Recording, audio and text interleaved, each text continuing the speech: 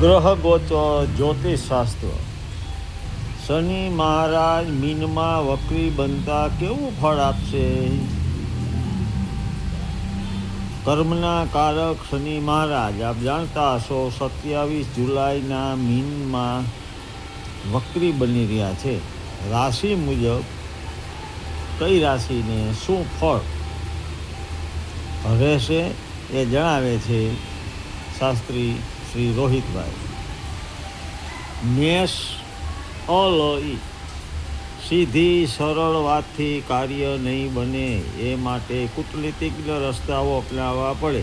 બુદ્ધિપૂર્વક નિર્ણય લેવા પડશે. ગુસ્સા પર નિયંત્રણ રાખી યુક્તિપૂર્વક આગળ વધશો તો કોર્ટ કચેરી અને પ્રશ્નોનું નિરાકરણ લાવી શકશો. પિકનિકનું આયોજન થાય. વૃષભ બવયુ. ગમતી વ્યક્તિ સાથે મુલાકાત થાય. પ્રણય માર્ગે આગળ વધી શકો. મનની વાત વ્યક્ત કરી શકો. લાગણીના સંબંધોમાં સારું રહે. વિદ્યાર્થી વર્ગ માટે ઉત્તમ સમય. વિદેશ જવા ઈચ્છતા મિત્રો માટે શુભ ગણી શકાય. રોકાણમાં ધ્યાન રાખવું. મિથુન રાશિ ક છ ઘ. અંતરંગ શોખ માટે સમય કાઢી શકો.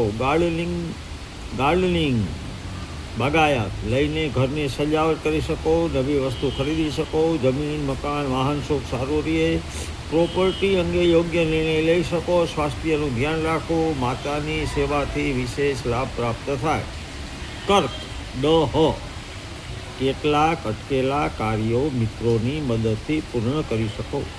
ગણતરીપૂર્વકના સાહસથી લાભ થશે. નવા કાર્યમાં આગળ વધી શકો. રચનાત્મક કામગીરી કરી શકો. તમારી પ્રતિભાની અને કૌશલ્ય સરાહના થાય. વિવાહ સંબંધની વાત આગળ વધે. સિંહ રાશિ મ અને ટ. યોગ્ય વાણી વર્તનથી અટકેલા કાર્ય પૂર્ણ કરી શકો. બેંક વીમા વગેરેના કાર્ય કરી શકો. આર્થિક બાબતો મધ્યમ રહે. આવકના નવા સ્ત્રોત વિચારી તેના પર અમલ કરી શકો. શેર બજારમાં સમજીને રોકાણ કરવાથી લાભ થઈ શકે. કન્યા રાશિ પઠણ. વ્યક્તિત્વનો વિકાસ થાય. નવા વિચારોથી લાભ થાય, પરંતુ વાદ વિવાદથી દૂર રહેવું. હિત શત્રુઓ તમારી પ્રતિષ્ઠાને ઝાંખપ લગાવવા પ્રયત્ન કરી રહ્યા છે, જેની કાળજી લેવી જરૂરી બને. કોર્ટ કચેરીના કાર્યમાં સફળતા મળતા રાહત અનુભવાય. તુલા ર અને ત. કેટલીક બાબતોમાં તમારું કિસ્મત તમને દૂર લઈ જશે. વતન પ્રીતિ હોવા છતાંય ક્યારેક દૂર જવું પડે. જોકે દૂર દેશથી સારા સમાચાર મળે. નવા સંપર્કો દ્વારા કાર્ય સિદ્ધિ થાય. આ સમયમાં તમે અટકેલા કાર્ય પૂર્ણ કરી તમારી જાતને સાબિત કરી શકો. વૃશ્ચિક રાશિ ન ય. વેપારી વર્ગને મધ્યમ રહે. નોકરિયાત વર્ગને તેમના હક માટે અવાજ ઉઠાવી શકે. જીવનમાં પરિવર્તનનો પવન ફૂંકાતો જોવા મળે. નવા વિચારથી મન સારું રહે. પરિવાર સાથે પ્રવાસનો આનંદ માણી શકો. સ્ત્રી વર્ગ માટે સમય ઉત્સાહજનક રહેશે. ધન રાશિ ધ પ ફ ઢ. પૈતૃક સંપત્તિના પ્રશ્નોનું નિરાકરણ આવે. વિદ્યાર્થીઓ સારું પરિણામ મેળવી શકે. નોકરિયાતોને ઈચ્છિત કામગીરી મળે. વેપારી વર્ગને લાભ થાય. વિદેશ ગમન બાબતે સારા સમાચાર મળે. જીવનમાં પ્રગતિ થાય. નવું વાહન ખરીદી શકો.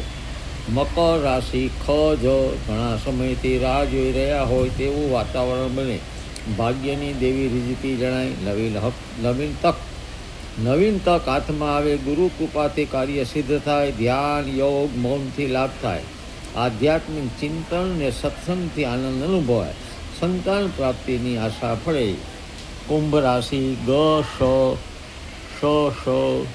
ભ્રમની સ્થિતિઓમાંથી હવે બહાર આવવાની જરૂર છે. તમે સત્ય સ્વીકારી બુદ્ધિપૂર્વક આગળ વધશો તો લાભ થશે. બધું મનનું ધાર્યું ન થાય. આ સમયમાં મિશ્ર અનુભવ થઈ શકે. નેગેટિવ વિચારો ટાળવા. સલાહ છે, આવક કરતાં ખર્ચ વધી શકે છે. છેલ્લી મીન રાશિ દ ચ ઝ થ.